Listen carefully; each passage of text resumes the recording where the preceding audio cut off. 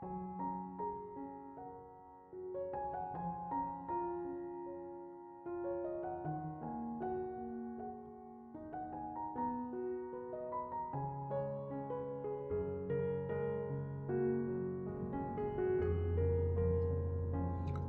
Ibu, Saudara-saudari, adik-adik kaum muda yang terkasih, Shalom, berkah dalam, piye kabare, kasih Tuhan menyertai kita. Hari ini kembali saya mengajak Anda untuk mendengarkan firman Tuhan. Kita siapkan hati kita. Tuhan bersamamu dan bersama rohmu. Inilah Injil suci menurut Santo Lukas, dimuliakanlah Tuhan. Pada suatu ketika Yesus bersabda kepada orang banyak, "Apabila kalian melihat awan naik di sebelah barat, segera kalian berkata akan datang hujan." Dan hal itu memang terjadi. Dan apabila kalian melihat angin selatan bertiup, kalian berkata hari akan panas terik. Dan hal itu pun memang terjadi. Hai orang-orang munafik, kalian tahu menilai gelagat bumi dan langit, tetapi mengapa tidak dapat menilai saman ini? Dan mengapa engkau tidak memutuskan sendiri apa yang benar? Jika engkau dengan lawanmu pergi menghadap penguasa, berusahalah berdamai dengan dia selama di tengah jalan. Jangan sampai ia menyeret engkau kepada hakim dan hakim menyerahkan engkau kepada pembantunya, dan pembantu itu melemparkan engkau ke dalam penjara. Aku berkata kepadamu, engkau takkan keluar dari sana sebelum melunasi hutangmu. Demikianlah sabda Tuhan.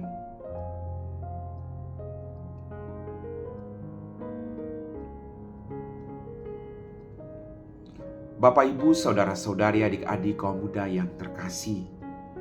Dalam bacaan Injil pada hari ini, dikisahkan bahwa pada zaman Yesus, orang-orang Yahudi memiliki pengetahuan untuk membaca dan menilai gejala alam tentang kemungkinan akan hujan atau panas. Namun Yesus mengatakan bahwa orang-orang Farisi, ahli Taurat, dan para imam adalah orang-orang yang munafik. Kenapa demikian pertanyaannya? Kenapa Yesus mengatakan kepada mereka bahwa mereka adalah orang-orang yang munafik? Karena mereka hanya pandai menilai gejala-gejala alam, namun mereka tidak percaya akan tanda-tanda heran atau mujizat yang dibuat oleh Yesus yang begitu banyak di hadapan mata mereka. Bapak, Ibu, Saudara-saudariku yang terkasih, Yesus mengingatkan kita agar kita menjalani kehidupan kita dengan bijaksana. Yesus memberikan kita semua kemampuan untuk menilai dan membaca tanda-tanda zaman agar kita bisa menempatkan diri kita secara bijaksana, bertindak dengan benar dan hidup menurut kehendaknya, bukan menurut kehendak orang lain. Apabila kehendak diri sendiri itu terlalu mengikuti keinginan-keinginan duniawi, kita harus sadar. Kita harus kembali ke jalan yang benar. Kita harus mengikuti apa yang diperintahkan Tuhan agar kita lakukan dalam kehidupan ini, agar hidup kita diselamatkan. Bapak, Ibu, Saudara-saudariku yang terkasih, kehadiran Tuhan dalam hidup kita semua membuat kita mampu, agar kita mampu menjadi pembawa damai bagi sesama.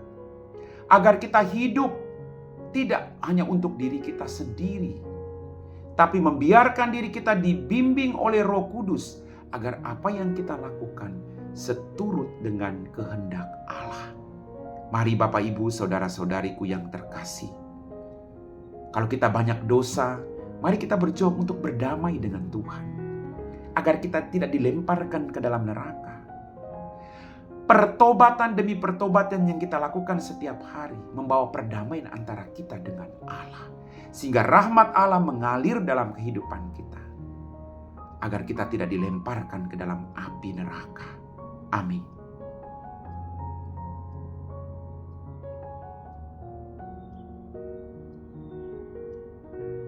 Bapak, Ibu, Saudara-saudari, adik-adik kaum muda yang terkasih, kita semua telah diteguhkan oleh firman Tuhan. Mari kita siapkan hati kita untuk berdoa.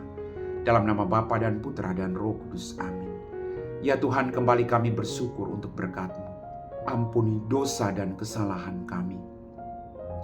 Pada kesempatan ini Tuhan, kami berdoa bagi mereka semua yang saat ini sedang sakit, baik di rumah mereka maupun di rumah sakit. Semoga Engkau mengutus kuasa Roh Kudus untuk mendampingi mereka. Berikan mereka kekuatan, agar mereka mampu memikul penderitaan mereka, agar mereka tidak menyerah, tapi percaya akan belas kasih dan kerahiman. Kalau boleh Tuhan, utuslah kuasa Roh Kudus-Mu untuk menjamah dan menyembuhkan mereka.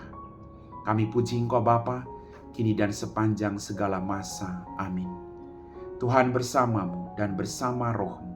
Semoga kita sekalian diberkati oleh Allah yang Maha Kuasa, Bapa dan Putra dan Roh Kudus. Amin.